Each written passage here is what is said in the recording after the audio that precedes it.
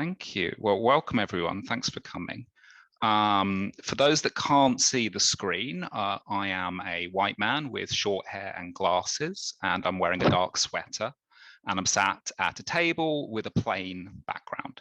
There will be several slides containing either images or text, and I will always give a brief description of the images when they appear. And you should be able to see Andy Gardner of Sign Language Interactions. Hi, Andy. And you can pin Andy if you want and make him bigger if that's helpful. Okay, on the screen right now is the title of today's talk, The Legibility of Disability in Museum Collections, and a photograph of a rough piece of rock, which is just about recognizable as some concrete. And we'll come back to that image later. So I'm going on to my next slide. On the screen are two images. On the left is an old wooden wheelchair in front of a plain wall. The armrests are leather and they are worn. On the right is an equally old looking wheelchair, but in a very different design. It is made of wood, a wooden frame on 4 small wheels with a flat seat.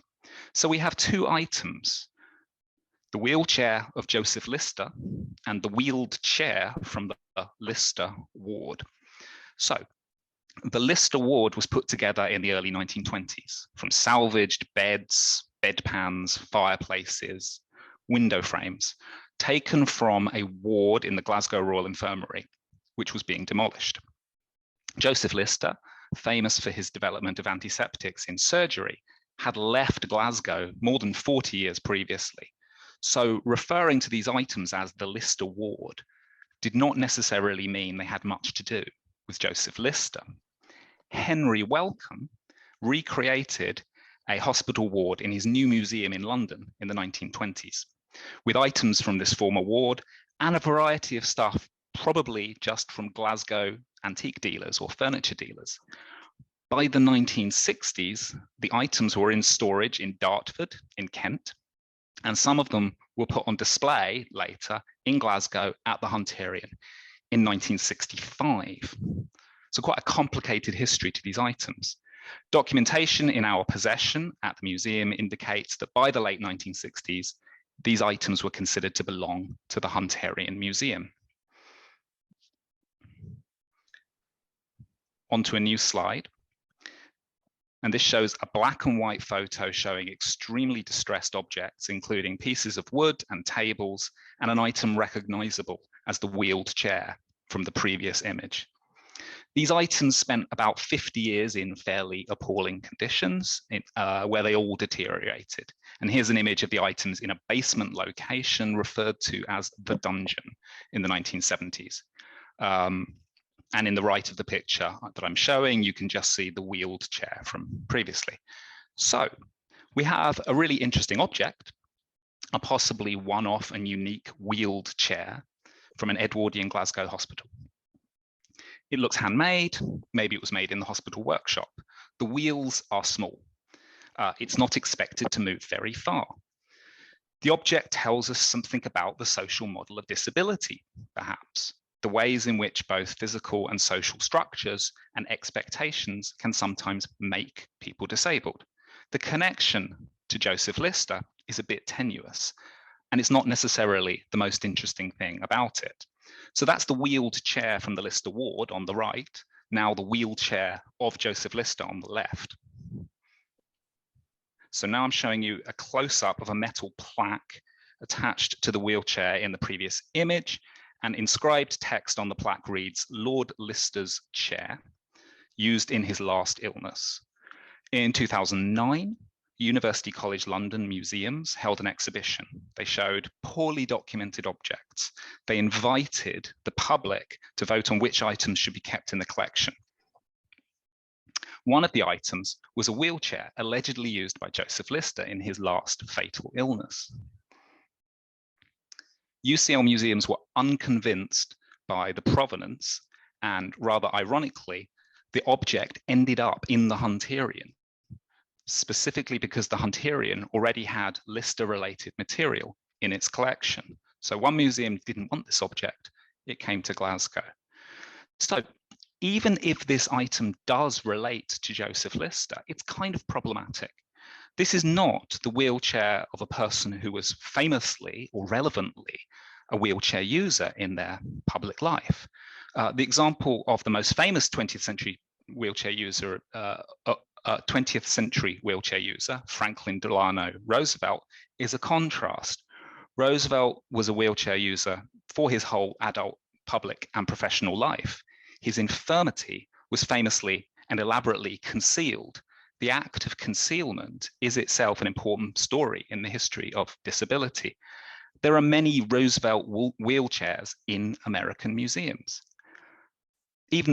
Nevertheless, we should think about issues of consent. A man who went to elaborate steps to conceal or not make visible his impairment, who is now memorialized in a variety of ways in which impairment is both made visible and celebrated. It's complicated. However, that's not what we have here. The other sense in which our wheelchair is problematic comes from another comparison to another famous wheelchair user. Stephen Hawking's wheelchair and his suite of assistive technologies were not just absolutely crucial to his public persona as a practicing scientist, but it was only through his suite of assistive technologies that he was able to practice science. His wheelchair, in an important sense, was a tool or an instrument. So again, Lister's work on antisepsis and surgery had nothing to do with his later infirmity or illness or old age. So we have potentially a wheelchair in which a very old man perhaps died or was very ill. It's possibly a bit distasteful. It's a bit invasive. So where am I going with all of this? The second wheelchair, the wheelchair of Joseph Lister, has been acquired by the Hunterian with very good intentions. One of them being to collect material relating to an important figure in the history of Glasgow and Glasgow science and medicine. Another is to engage with the importance of representing and making visible the history of disability. But it doesn't really work. The wheelchair might be of more use or value if we removed the plaque, which we could do. It becomes perhaps more interesting as an example of just another Edwardian wheelchair.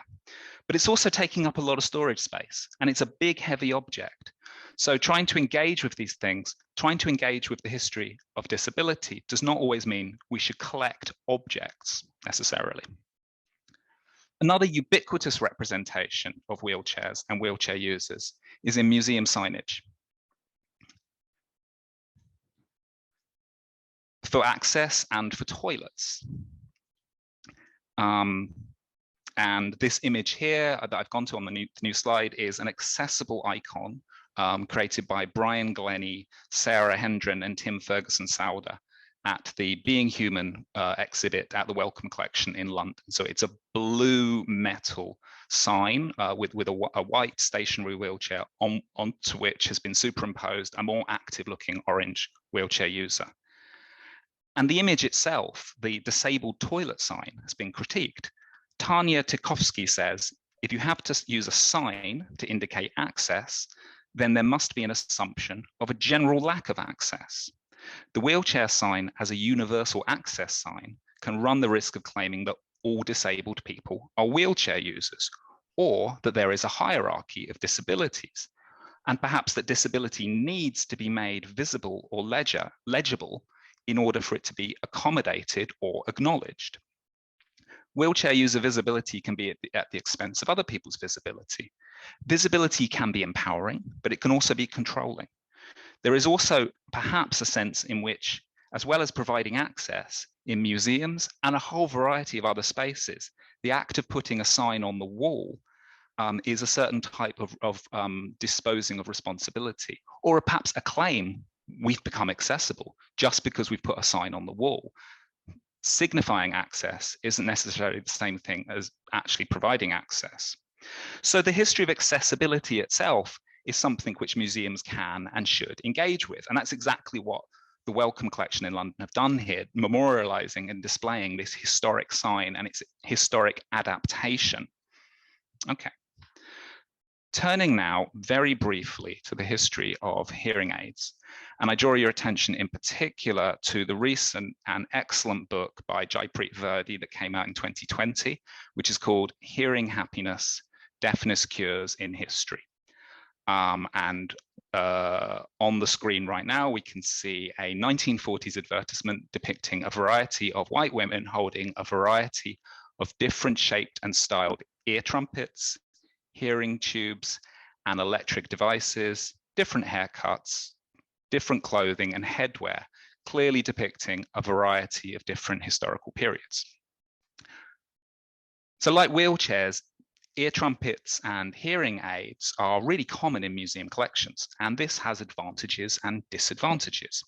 19th and 20th century devices included ear cornets, conversation tubes, sound magnifiers, and artificial eardrums. It also included such devices concealed or disguised in walking sticks, jewelry, hearing thrones, headbands, and hats. Sometimes devices were used to be concealed. Sometimes they were used in order to conceal deafness or hearing loss. Sometimes the device very prominently made visible the deafness or the hearing loss. This can be useful, can explain, but it can also control. Hearing loss has a huge amount of stigma. The history of these devices can also allow us to look at fashion history, haircuts, history of design, history of branding and advertising, as well as history of medicine, history of technology, etc. Hearing aids can be signs of shame, and hearing aids can also be signs of unapologetically embracing and celebrating identity as a deaf person, for instance. They can become fashion accessories. They can become integral to a person's identity. They can also be about fitting in, or passing, or concealing, or making things invisible. And unsurprisingly, such devices can also be understood in terms of the history of class and of gender. In Jaipreet Virdi's brilliant book, there are some really incredible images, which I haven't got on display today, of adverts from the mid-20th century that emphasize, for instance, that a discrete hearing aid will help a lady, that's the mid-20th century term, will help a lady avoid the embarrassment of a cross and confused looking face as she fails to hear. So there's a lot going on in these technologies. Moving on to another slide. The collecting and representation in museums of instruments and devices can also tell quite seductive stories of progress. Miniaturization is a classic and quite seductive story in displays of technologies. And this is the kind of thing we need to be quite careful about, distinguishing between rhetoric and reality, between claims of inevitable progress and of technological solutions to what are sometimes social problems. Distinguishing between claims of manufacturers and advertisers and the lived embodied reality of instrument users is really important. And to give a description of the image here, we've got a black and white mid-20th century photograph. A white woman holds an ear trumpet to hear. In front of her, she points at a variety of electrical hearing aids with year dates written above them, 1938, 1942, 1951. And visually, the intended impression is of equivalent technologies becoming smaller and smaller and smaller. It's a visual argument for miniaturization and miniaturization as progress. So we tried to incorporate some of these ideas when we asked our audiences in our new object in focus at the Hunterian of an ear trumpet. And to give a description of the image in the new slide I'm just showing, there's a split screen, two different pictures. On the right is a spherical reflective metal dish with a tapered tube and earpiece stemming out of the dish, photographed on a plain background. And on the left is the same item on display in a museum. The label, which is too small for you to read on this picture, says, "Many hearing aids have been designed to be concealed, disguised, or miniaturized. Why is this? Our particular ear trumpet makes hearing loss or deafness visible. What are the implications of this?" And of course, one of the implications, something I forgot to mention earlier, is that for many people who are hard of hearing or deaf, ear trumpets or other devices which magnify sound in this fashion have absolutely no bearing on their hearing. And the cochlear implant community, for instance, hear or receive sound in a completely different way. And that's something we could perhaps talk about later. So that's wheelchairs and ear trumpets. And now we've got one last thing we're going to look at, which this is the image which we saw earlier with an additional text which reads, National Museum of American History, object number 2004.0171.01, object name curb cut, date made September 07, 1980, location Denver, Colorado, physical description concrete ink. And to be clear, that's the description of this object swiped from its museum database entry. This is an item in the Smithsonian in Washington, DC. So I wanted to show an example of representing the history of access in museum collections. This is a piece of pavement or sidewalk curb, which has been removed by disability activists who in the late 1970s campaigned for a physical accessibility of public spaces through direct intervention, taking a sledgehammer to the sidewalk in order to make a smooth curve to allow wheelchair users to cross the road. And we can see an image of the kinds of urban architectural space we're talking about in the following slide. We are now seeing some text and a photocopy of a page from a book which contains an illustration, a black and white photograph. The photograph shows a wide suburban pavement or sidewalk with parked cars and crossing indicating a large concrete smooth slope from pavement or sidewalk down to the road. So we can see here what is meant by a curb cut.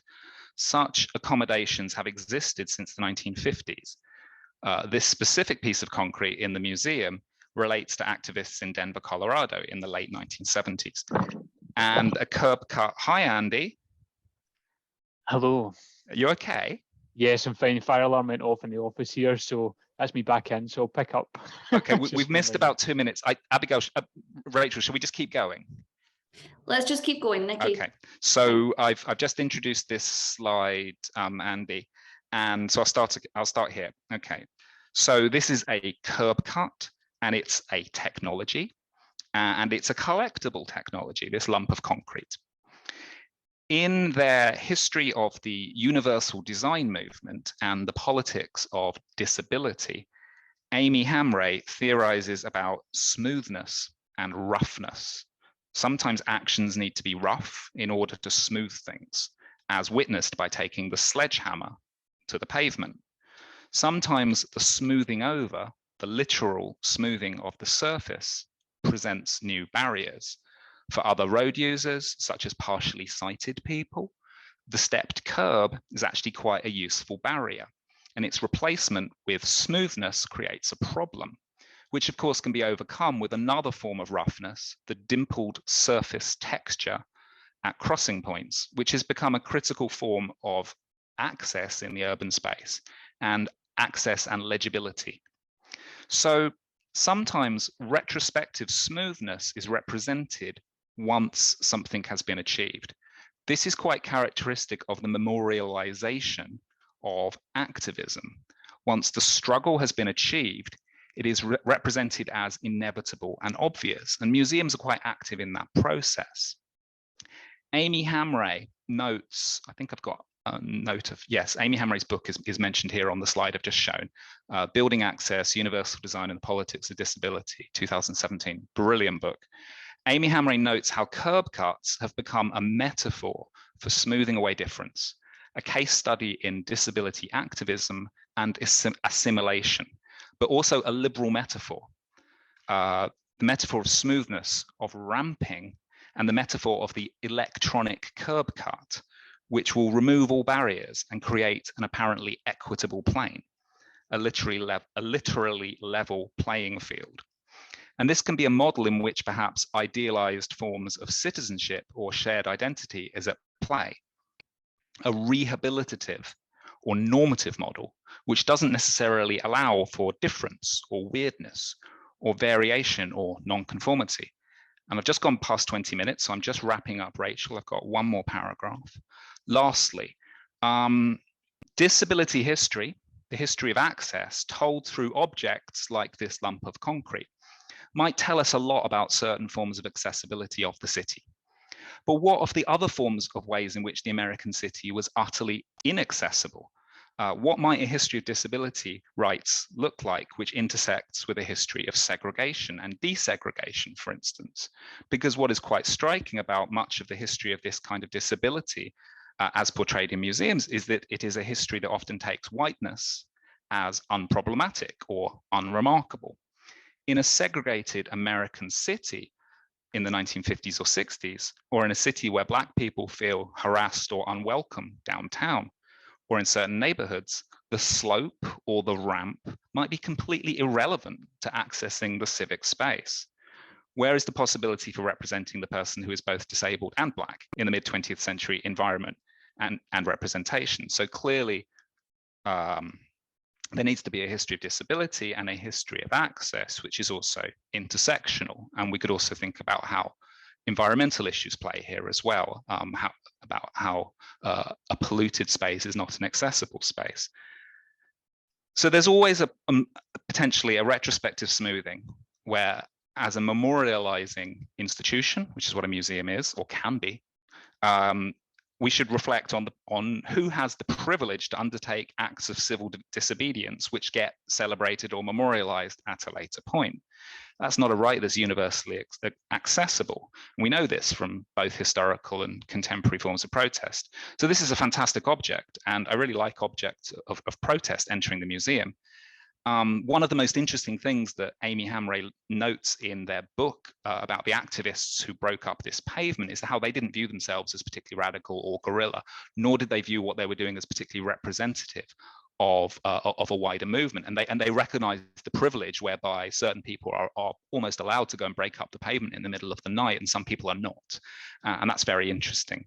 So there's this kind of completely interesting kind of question of whiteness and ethnicity in this lump of concrete on display in Washington, DC.